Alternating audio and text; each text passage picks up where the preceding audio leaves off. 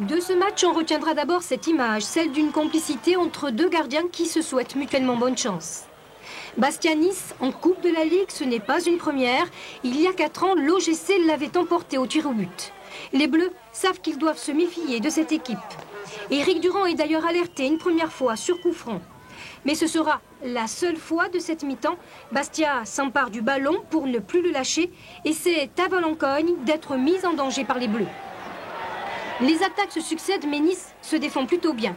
Ici, devant Nalis, servi par André. Puis, c'est à Né de mettre en danger Valencogne. Né, à la limite du hors-jeu, est plutôt maladroit. Enfin, Piotr Zerski rate le but à la 14e minute. Des minutes qui d'ailleurs s'égrènent sans que les Bastiais arrivent à concrétiser leur domination. C'est juste avant la pause que le but libérateur arrive.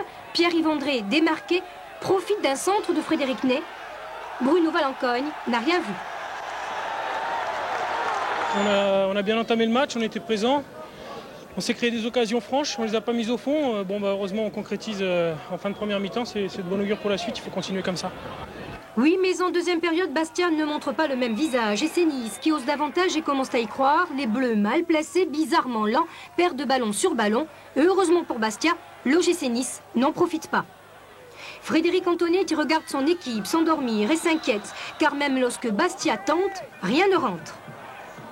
En fait, Valencogne retarde seulement l'échéance, car après une course en solitaire et un tir en force, Frédéric Ney inscrit finalement le deuxième but. On croit le match terminé, mais Bastia, décidément en perte de vitesse, se fait encore peur. Avec ce but de Prat, à 3 minutes de la fin, il était temps que le match se termine. On est très déçus parce qu'on a quelques occasions en fin de match où on peut égaliser. Et c'est vrai que ça nous aurait fait du bien au moral et puis pour repartir de bon pied en 2001. C'était plus dur. Après, on réussit à mener 2-0. Après, on se déconcentre et on croit que c'est fini. En fait, on se rend compte que même une équipe de D2 peut très bien marquer. Et je pense qu'on s'est un peu fait peur, c'est dommage.